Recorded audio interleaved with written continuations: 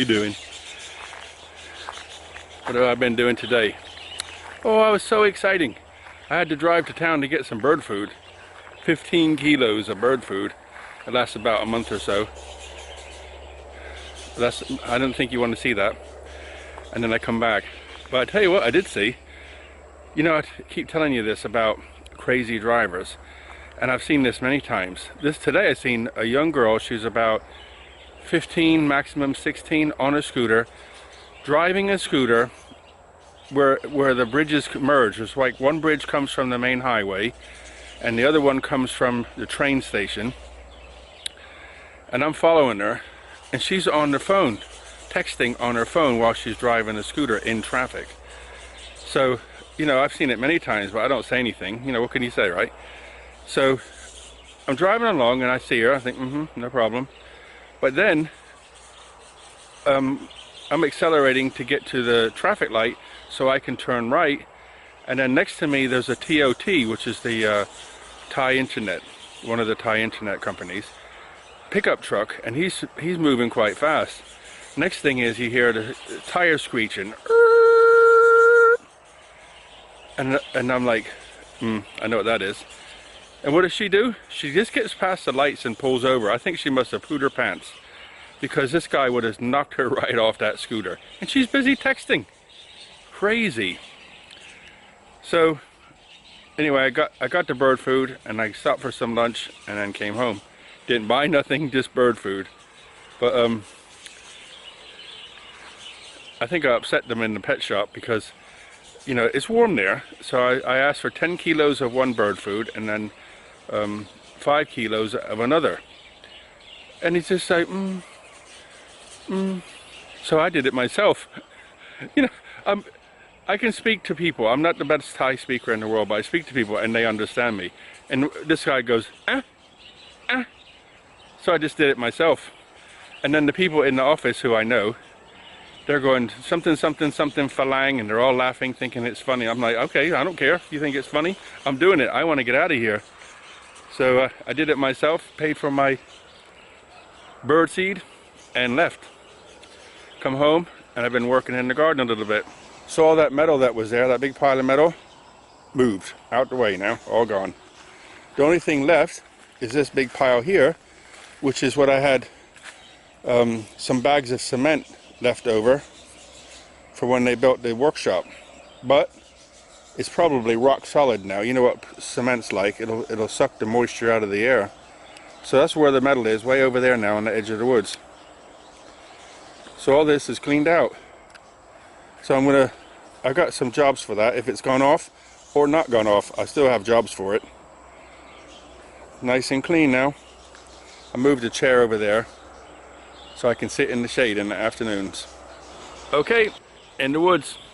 So I've been studying the last week or so, listening to people talking about fasting, and I watched a documentary about it last night, and it's very, very interesting about health. I'm gonna leave a link in the description so you can find it. It's actually about 46 minutes long, and it starts off in Russia before the wall came down, and Russian scientists had been studying, doctors have been studying fasting and its benefits, and they say you can fast between like a couple days and up to like 40 days and have no issues whatsoever, right? I don't know about 40 days. I've done it before for 7 days, and that was hard because I was still working too, so it was kind of hard to you know, you got no glucose, you got energy, but not a lot. So I'm trying to talk to you here and I got a fly bothering me.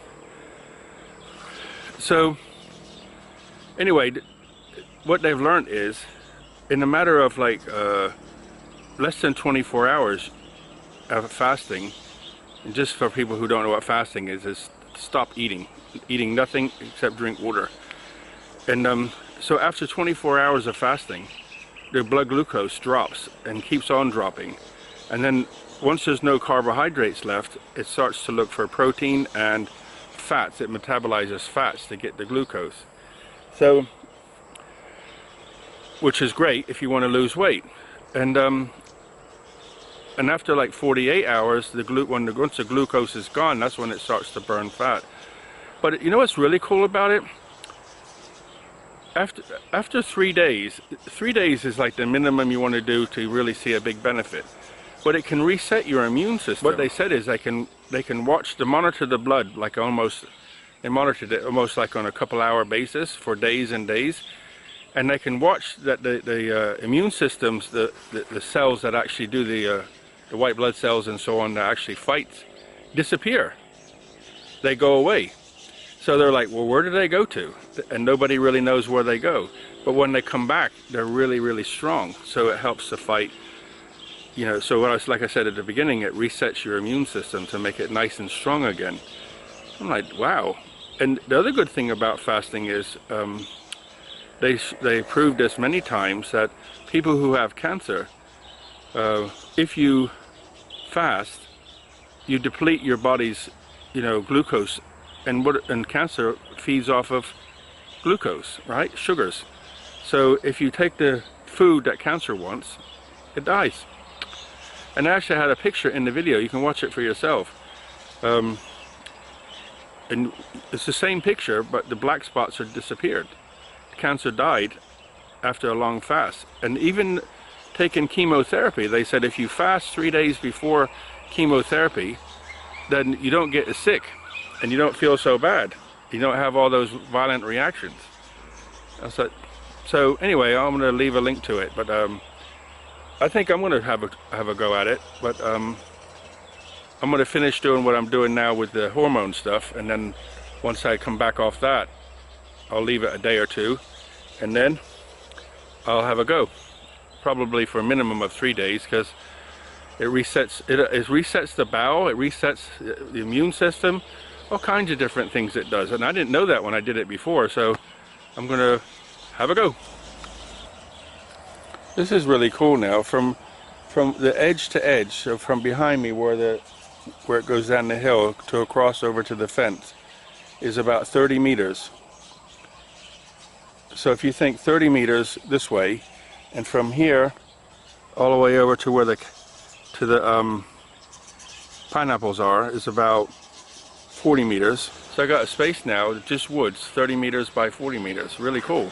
You know, the air quality is getting really poor again.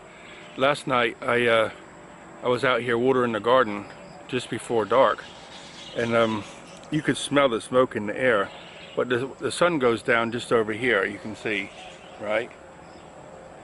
Okay, so the sun goes down just over there. But there was like you could see a haze in the sky, everywhere there was a haze. Last night, when the sun went down, the temperature was about 30 centigrade. When the sun went down, right? At 10:30 or 11 o'clock, I will come outside and usually give Sugar a snack, right? And fuss with her a little bit before I go to bed. And you could, it was still hot, it was still 29 centigrade. Now what happens, most of you probably know this, but you know, in the green clothes, you learn a lot of stuff about the environment. So when the sun goes down, noise travels farther, right?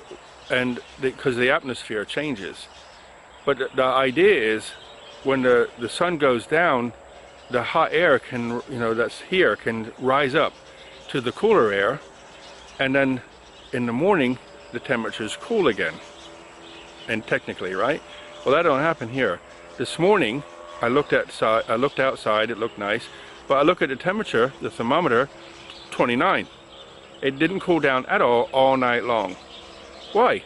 Because of the smog. When you drive to town and you look at the smog, you can see it hanging in the air.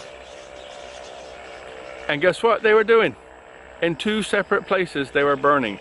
One place they were burning, the smoke was coming straight across a dual carriage, single carriageway, too late going both ways, but it's a major road going north-south, right?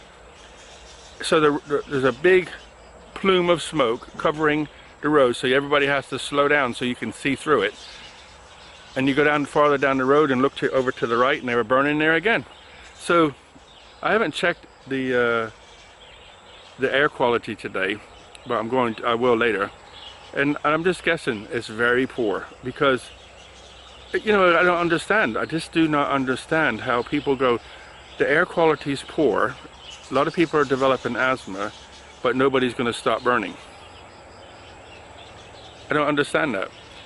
So anyway, I can imagine if that happened in England or UK, somebody would have got a fine for sure or gone to jail, because one, putting smoke across a road is not cool because it's a danger to the drivers, right?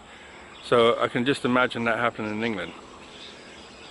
I can't say of Scotland because I haven't lived there before. I've been there, but I haven't lived there. So crazy, I know. What can you say? You know, you're just a visitor, I can't say nothing, but the part that upsets me is nobody has a brain where they can think, hey, this is harming our environment. This is harming, you know, the air we breathe, and you're causing children and Kevin to have breathing problems. This is one of the reasons why I keep saying to myself, I think it's time to move on. Anyway, I'll stop complaining and get off. So I'm going to sign off, guys. Thank you for sharing. Thank you for commenting, likes, thumbs up, all that jazz. Look after yourselves. All the very best. Buckets, rivers, good night.